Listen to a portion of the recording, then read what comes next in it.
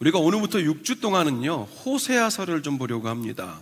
구약의 제일 뒷부분 12개의 소선지서 중에서 첫 번째 책인 호세아서를 우리가 6주 동안 주일에 걸쳐서 함께 말씀을 나누려고 하는데요. 특별히 이 호세아서 안에 있는 하나님 나라의 복음과 예수 그리스도의 십자가 복음을 우리가 함께 매주 발견하면서 또 우리의 믿음을, 우리의 신앙의 여정을 다시 한번 점검하고 이 말씀 앞에 비추어 보는 그런 은혜의 자리가 이 6주간 될 것입니다. 우선 호세아라는 이름의 뜻, 우리가 여호수아나 예수, 호세아 다 똑같이 구원자라는 의미가 들어있지요. 하나님의 구원의 이야기라고 볼 수 있습니다. 이 호세아는 북이스라엘의 악한 왕 중에 한 명인 여로보암 2세 시절에 주로 활동을 했습니다. 그리고 북이스라엘이 멸망하기 직전까지 이 특이하게 호세아는 자기의 삶으로, 물론 본인이 전한 말로도 하나님의 사명, 그 선지자의 사명을 감당했지만 특별히 이 호세아는 자신의 삶으로 하나님의 메시지를 전한 메신저이기도 합니다. 그래서 호세아의 다른 이름, 그 닉네임을 사랑의 선지자라고 부르기도 합니다. 기본적으로 호세아 활동할 당시의 북이스라엘은 이제 거의 멸망으로 치닫고 있었기 때문에 하나님을 거절하고 거역한 그 영적인 무지와 우상 숭배, 그 거룩함에 대한 무감각으로 완전히 온 나라가 내리막길을 달리고 있던 때였습니다. 그때 호세아는 하나님의 심판의 메시지를 전했고 그와 동시에 자신의 가정을 통해서 하나님의 사랑이 얼마나 어디까지 우리에게 나타날 수 있는가를 몸으로 보여준 사람이기도 합니다. 하나님은 공의로우시기 때문에 당시 북이스라엘이나 또 우리나 잘못된 것, 그리고 하나님 마음에 합하지 않은 것은 그냥 슬쩍 눈 감아주시는 법이 없습니다. 우리가 하나님을 공의롭다고 할 때는 하나님 앞에서는 그 모든 불의함이 그냥 지나칠 수 없다는 말입니다. 하지만 하나님은 또 동시에 사랑이시기 때문에 그 불의함으로 우리의 삶과 그리고 지난 이스라엘의 역사, 이 땅의 역사를 끝내버리시는 것이 아니라 기회를 주시고 소망을 주신다는 거지요. 이 공의와 사랑이 가장 적절하게 균형 있게 기록된 곳이 호세아서이기도 합니다. 우리가 오늘은 그래서 이 첫 번째 메시지를 통해서 하나님의 음성에 귀를 기울여 봅시다.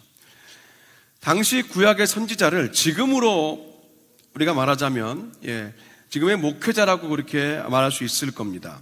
하나님의 메시지를 대언하는 일이죠. 구약에는 선지자, 또 신약에는 사도들과 제자들, 그리고 이 시대에는 하나님의 말씀을 받은 목회자와 그리고 말씀을 나누는 모든 하나님의 말씀 사역자들이 그에 포함될 거예요. 자, 호세아는요, 이렇게 하나님의 메시지를 받아서 첫 번째 사명을 감당하는데 그 첫 번째 미션이 이게 너무 엉뚱하다는 겁니다. 전혀 상상도 못한 미션을 선지자로서 호세아가 받게 됩니다.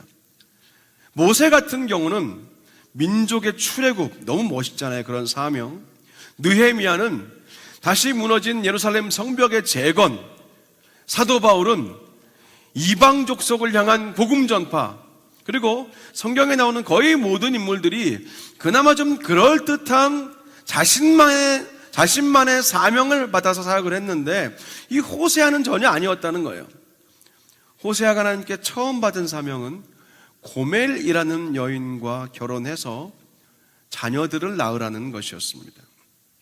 성경은 이 고멜을 딱 한 단어로 표현하지요. 음란한 여인이라고 합니다. 음란한 여인이라는 말은 당시에 사회 문화적인 상황으로 볼 때 정확히 돈을 받고 직업적으로 몸을 파는 그 여인을 음란한 여인이라고 불렀습니다. 사실 선지자가 음란한 여인과 결혼한다는 것은 레위기 21장에서 말씀하신 하나님의 명령에 직접적으로 어긋난 거예요. 불법입니다. 하나님이 금하신 것이에요. 그런데 하나님은 그 고멜과 결혼하라고 말씀하시는 거예요. 이유는 분명합니다. 의도가 있기 때문입니다. 하나님이 때로는요, 우리가 상식적으로 알고 경험적으로 아는 그런 신앙의 길들이 있잖아요. 뭐 일로 가면 하나님이 기뻐하시는 길이고, 이렇게 살아야, 이렇게 결정해야, 이렇게 만나야, 또 이런 그런 삶을 우리가 온전히 추구해야 하나님이 기뻐하신다. 다 아는 그런 보편적인 신앙의 길이 있는데, 오늘 이 호세아서는요, 우리에게 때로는 하나님이 전혀 그 길과 어울리지 않는 곳으로 우리를 인도하실 때도 있다라고 말하는 겁니다. 선지자의 첫 사명이 음란한 여인과 결혼을 하라는 것이라니까요. 분명한 것은 의도가 있습니다. 하나님은 우리의 삶을 요즘 왜 이렇게 인도하실까? 왜 내가, 하나님 정말 살아계신다면 어떻게 요즘 날 이렇게 다루실 수가 있을까? 왜? 이런 질문이 들 때 우리는 오늘 호세아서를 기억해야 됩니다. 무엇입니까? 하나님의 의도가 있나 보다. 하나님이 하시고 싶은 말씀이 있으신가 보다. 전혀 예상치 못하고 엉뚱한 이 고멜과 결혼하라는 하나님의 그 의도에 집중할 때 우리의 믿음은 흔들리지 않습니다. 우리의 신앙의 여정이 엉뚱한 길로 그냥 넘어져서 수렁에 틀어박히지 않게 될 수 있어요. 끊임없이 의도를 파악하는 것, 그것을 제가 주보에 매주 적어드리는 일상 영성으로 바꿔 말할 수도 있겠지요. 자, 물론 우리는요, 이렇게 직업적으로 몸을 파는 여성에게도 하나님이 얼마든지 끊임없이 그 일을 멈추고 다시 돌아올 수 있는 기회를 주신다는 것을, 주시고 계시는 것을 알지요. 그들도 얼마든지, 그리고 속히 하나님의 빛 가운데로 나올 수 있는 그런 가능성이 있다는 걸 우리는 당연히 믿고 있습니다. 근데 호세아 당시에는 조금 더 달랐어요. 어떻게 포장을 한다고 해도 하나님의 거룩하심과 정면으로 위배되는 그런 삶을 살았던 여인이 고멜이었습니다. 한마디로 소망이 전혀 보이지 않던 여인이었습니다. 그런데 그런 고멜과 선지자가 결혼한다는 것 상상할 수 없었습니다. 근데 그럴 수는 있었겠죠. 호세아가 선지자로 부르심 받고 그 고멜 같은 일을 하는 사람들이 모여있는 곳에 정기적으로 한 달에 한 번, 일주일에 한 번 가서 복음을 전하고 하나님의 율법을 가르치고 말씀을 전하고 돌아올 수는 있었겠지요. 그것을 사역으로 풀어낼 수는 있었겠지요. 그런데 결혼과 출산과 가정을 이루는 것까지는 사실은 조금 힘든 일이었을 겁니다. 하지만 분명히 하나님은 그렇게 말씀하셨고, 호세아는 즉각 머뭇거린 흔적 전혀 없이 순종합니다. 그래서 이 고멜과의 사이에 세 자녀가 태어나게 되는데, 하나님은 그 세 자녀의 이름도 다 지어주셨어요. 첫 번째는 아들인데 이스르엘로 지어주시면서 그 의미도 말씀하십니다. 하나님께서 흩어버리신다. 그냥 흩어버리신다는 의미가 이스르엘, 첫 번째 아들입니다. 두 번째는 딸인데요, 루하마라고 지으시면서 절대로 긍휼히 여김을 받지 못한다, 불쌍히 여김을 받지 못하는 존재다라고 아예 둘째 딸의 이름을 그렇게 지어주시는 거예요. 루하마, 부를 때마다 그런 이름을 부르는 겁니다. 셋째는 아들이었는데 로암미라고 지어주십니다. 이 백성은 내 백성이 아니다, 절대로 아니다, 그런 너무나 부정적인 의미입니다. 이 세 자녀들의 이름만 보아도 당시 타락한 이스라엘을 향한 하나님의 마음과 의도를 우리가 충분히 엿볼 수 있는 것이죠. 첫째 아들은 이스르엘인데 그 뜻이 하나님이 흩으신다, 이 말의 의미는요, 이제 곧 다가올 이 북이스라엘의 멸망과 바벨론의 포로로 잡혀가게 되는 흩어진 디아스포라의 삶을 미리 말씀하시는 겁니다.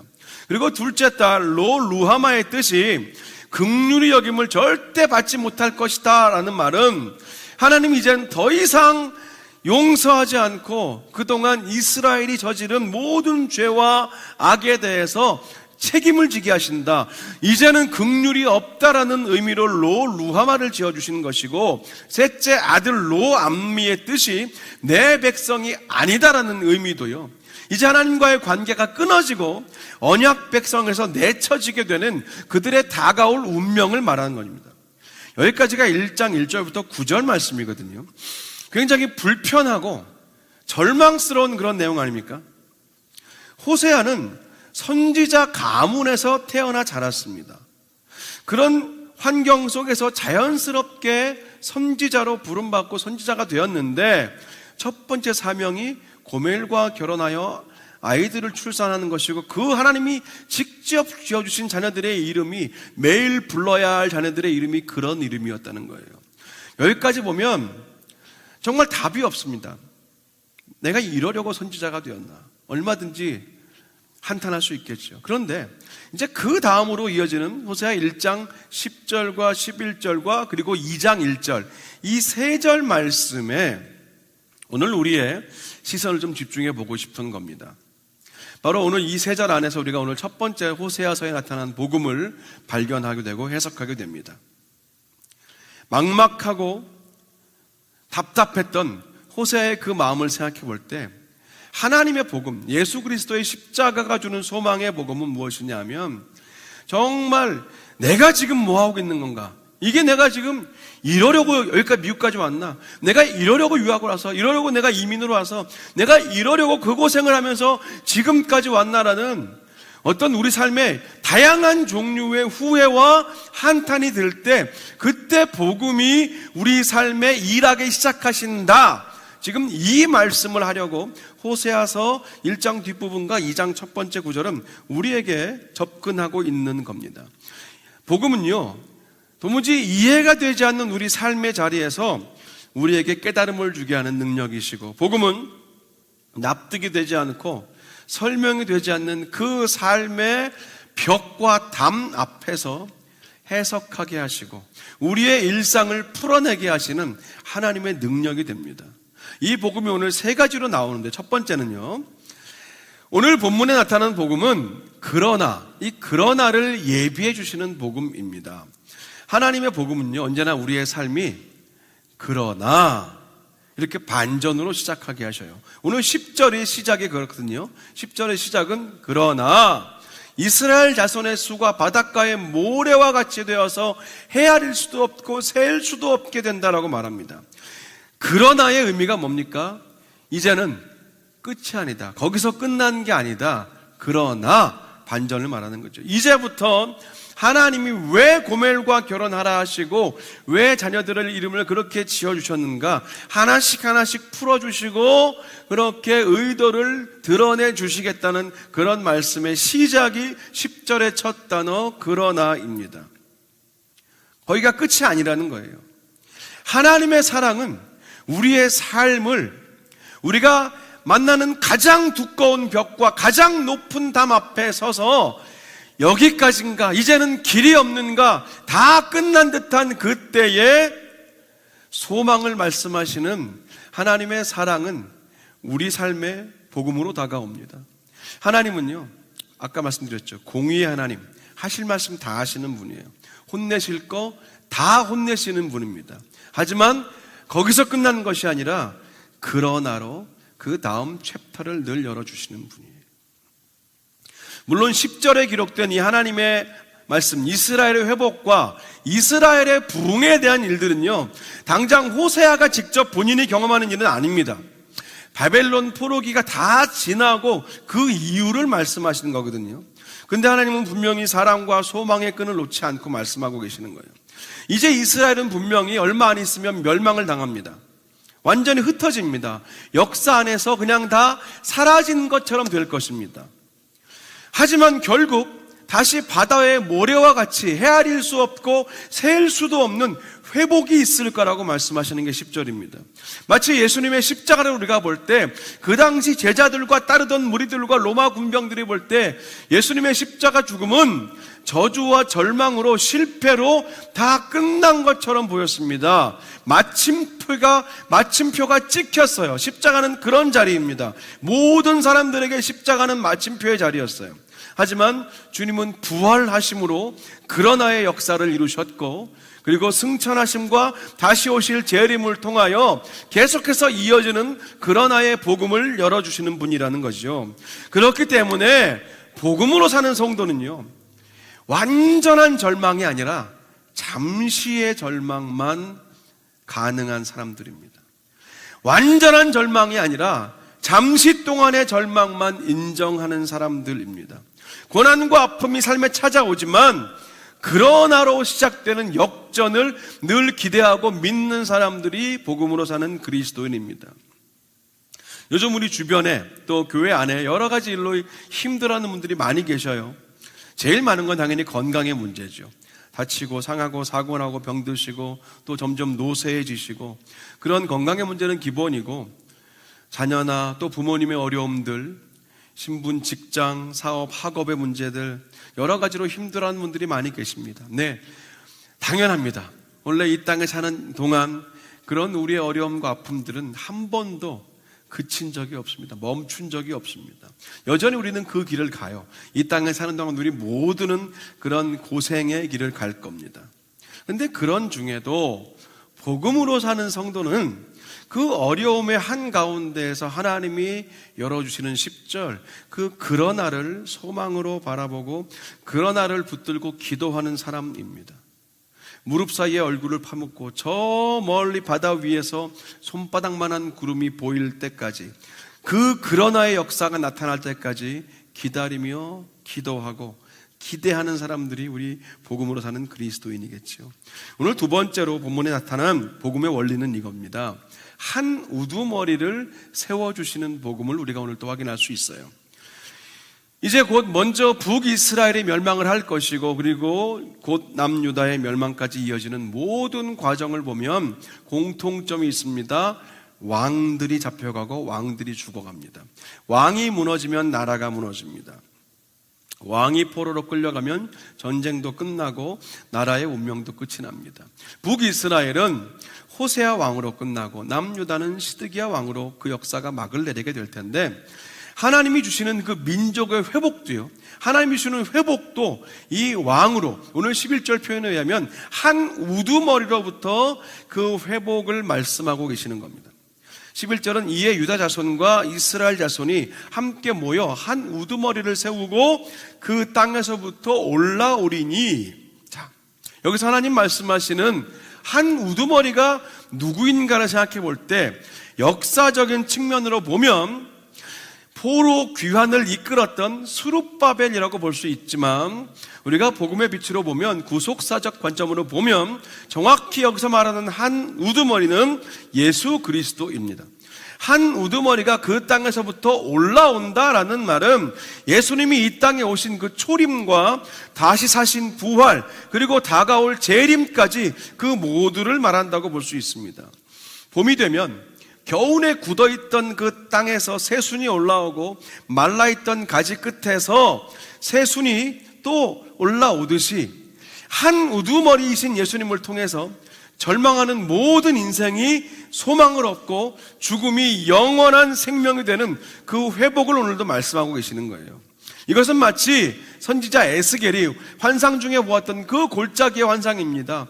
수많은 마른 뼈들이 골짜기에 있는데 하나님 말씀하시니 마른 뼈들이 듣고 서로 연결하여 힘줄이 생기고 근육이 생기고 가죽이 붙어서 하나님의 거대한 군대가 되는, 거룩한 군대가 되는 그런 장면이듯이 복음은 다시 세우는, 한 우두머리이신 예수 그리스도를 통해서 다시 우리의 삶이 회복하고 일어나게 되는 역사인 것을 우리가 오늘 본문 안에서 다시 한번 확인하는 거예요. 그래서 우리는요, 내 삶의 우두머리가 누구이신가? 내 삶의 주인이 누구신가? 오늘 내 삶을 결정하는 가장 큰 결정권은 누가 가지고 있는가? 내 감정의 결정권을 누가 가지고 있는가? 내 시선과 내 삶의 길에 그 여정의 결정권을 누가 가지고 계신가를 매일매일 확인해야 되는 거예요. 그래야 그리스도인입니다. 복음 안에 예수 그리스도 십자가 빛 안에 사는 성도들은 날마다 그렇게 해야 되는 겁니다. 대단한 강사가 와서 하는 부흥회 때 한번 결단하고 눈물 찔끔 흘리는 게 아니라 날마다 내 삶의 주인이 누구시고 날마다 내 기분과 내 감정과 내 말의 주인이 누구신가를 확인하는 것이지요. 세 번째가 중요한데요, 오늘 제목입니다. 로를 떼어내 주시는 복음입니다. 앞서 말씀드린 것처럼 하나님은 호세아의 자녀들의 이름을 직접 지어주셨어요. 참 암울하고 참담한 이름들이었습니다. 근데 1장 11절 하반절하고 2장 1절에서 하나님은 이 세 자녀들, 이 두 아들과 한 딸의 이름을 바꿔주셔요. 1장 11절 마지막은 이스라엘의 날이 클 것이다 라고 말씀하시고요, 2장 1절에서는 너희 형제에게는 암미라 하고 너희 자매에게는 루하마라 하라, 이렇게 기록됐다는 거예요. 첫 아들 이스라엘의 뜻, 아까 말씀드리기를 하나님이 흩어버리신다, 그런 뜻도 있지만 같은 이스라엘이라는 이름 안에는요, 하나님이 심으신다는 이름의 뜻도 이미 들어 있습니다. 하나님의 회복은 이미 안에 있던 것을 발견하는 것도 회복입니다. 밖에서 들어오는 새로운 것이 우리를 회복해 하기도 하지만 이미 이스라엘이라는 이름 안에 들어있던 하나님이 흩으심이 아니라 하나님의 심으심에 집중을 할 때, 그때 진정한 복음의 회복이 있다는 거죠. 그리고 이 첫 아들인 이스라엘이라는 말 속에는 다시 회복하시는 하나님의 은혜가 들어있는 겁니다.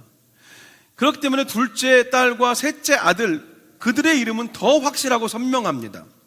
둘째 딸의 이름이 루하마, 절대로 긍휼하심, 불쌍히 여김을 받지 못하는 존재다라고 그렇게 이름을 지어주셨는데, 하나님이 그 이름을 바꾸시겠다는 거예요. 루하마, 긍휼히 여김을 받는다로 바꿔주시겠다는 겁니다.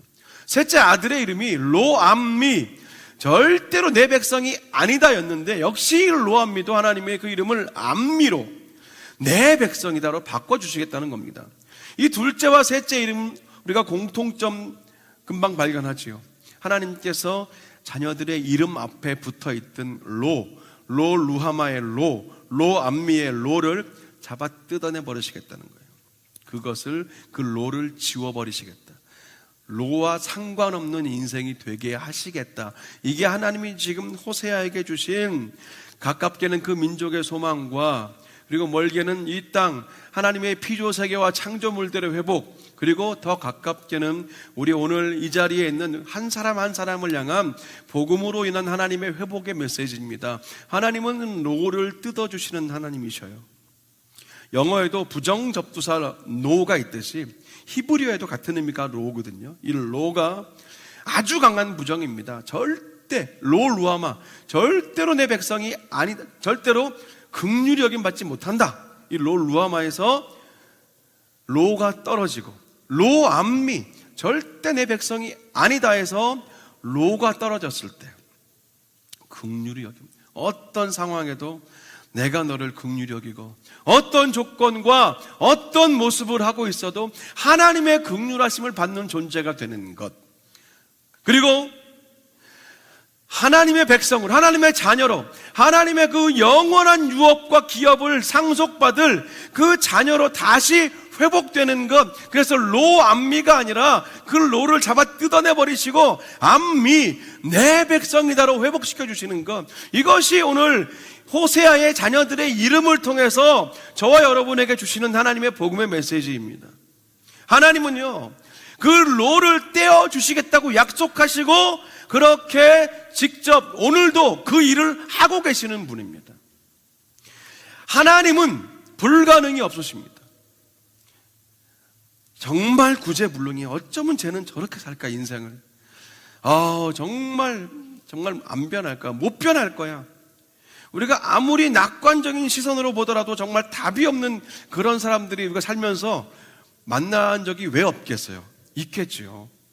근데 복음은요, 우리의 그 부정적인 시각과 소망이 없는 말 속으로 하나님의 복음은 과감하게 끼어 들어오시고 밀고 파고 들어오시는 분이에요. 그래서 나도 모르게 잡고 내 삶에 여러 곳에 우리가 턱턱 붙여놓은 이 부정접두사 로를 복음은 찾아다니시면서 잡아 뜯어내 주시는 분입니다. 하나님은 공의의 하나님이시지만 사랑의 하나님이시기 때문에 그래요. 누구든지 예수님을 믿기만 하면 새롭게 변화될 수 있다. 누구든지 어떤 과거를 지났던 간에 구원의 반열에 오를 수 있다. 예외 없다. 변하지 못할 인생, 복음 안에서, 하나님 안에서 변하지 못할 인생은 없다라고 말씀하시면서 하나님은 지금도 온 열방 가운데 다니시면서 이 로를 잡아 뜯고 계십니다. 이게 복음의 역사예요. 저는 참 이 부분을 상상해 볼 때 너무 은혜가 되더라고요.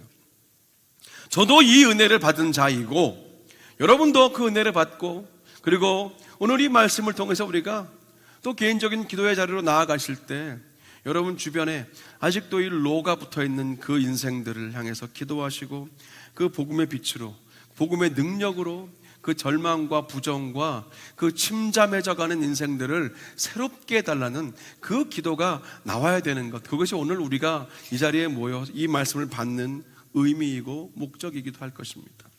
가늠하다가 현장에 잡혀온 여인이 있었습니다. 이제 곧 그 여인은 사람들이 던지는 돌에 맞아 죽을 예정이었어요. 근데 예수님은 그 여인에게 말씀하셨죠. 그 전에 그 주위에 모인 자들에게 말씀하십니다. 너희 중에 죄 없는 자가 먼저 돌로 쳐라. 아무도 못 쳤습니다. 여인에게 말씀하십니다. 너를 고발하고 정죄하던 자들이 다 어디 갔느냐? 나도 너를 정죄하지 아니하노니 가서 다시는 범죄치 말라. 이게 예수님의 복음입니다. 복음의 빛 앞에서는 구제불능은 없습니다. 용서받지 못할 죄는 없고 죄사함 받지 못할 인생 없습니다. 복음은 우리 이름 앞에, 그리고 우리가 저 인생은, 저 사람은 평생 안 될 거야라고 하는 그 이름 앞에 붙어있는 로를 기어이 찾아내서 뜯어내 주시는 은혜입니다. 그래서 우리가 복음으로 살 때는 힘들지만, 어렵지만 우리가 함부로 단정하거나 정죄하는 일을 끊임없이 멀리해야 하는 것도 우리 믿는 성도들의 사명과 책임이기도 한 것 같아요. 왜냐하면 우리가 먼저 그 십자가 앞에서 용서함을 받은 자들이기 때문에 그렇습니다. 십자가 앞에서는 어느 누구도 의인이 아니며 동시에 십자가 앞에서는 어느 누구도 용서받지 못할 영원한 죄인이 아니기 때문에 그렇습니다. 복음으로 산다는 것은 남을 보던 시선이 점점 나를 더 보게 되고, 우리가 복음으로 산다는 말은 남을 바라보던, 남을 향하던 그 손가락질이 계속 나를 향하게 되고, 남의 눈에 있는 티끌을 찾느라 바빴는데 이제는 내 눈에 있는 그 들보 때문에 감히 눈을 들어 하나님 앞을 바라보지 못하는 그런 고개 숙인 겸손한 예배자로 사는 것, 그것이 복음이 하는 일입니다.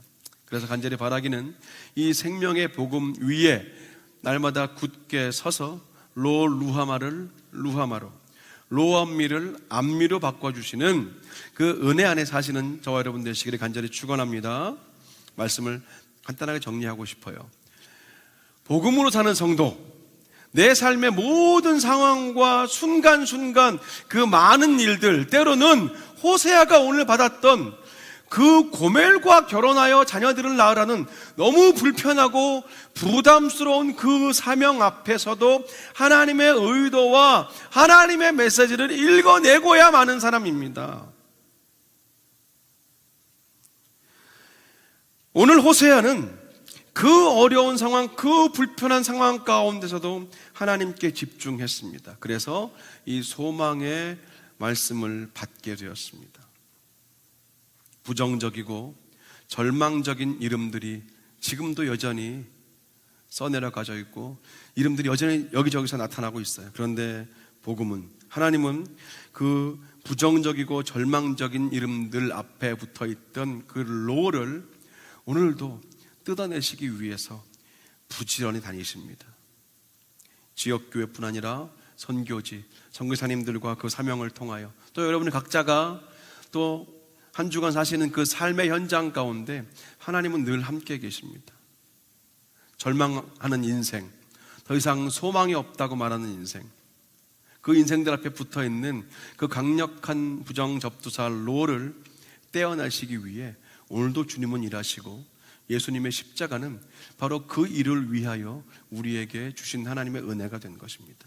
이제 우리가 앞으로 5주 동안 더 이 호세아를 통해서 복음의 말씀을 듣게 될 것인데요, 바라기는 한 주 한 주 지나실 때마다 하나님의 공의 앞에 겸손해지고 하나님의 한없는 사랑 앞에 감사하는 그런 저와 여러분 되시기를 주님의 이름으로 간절히 축원합니다.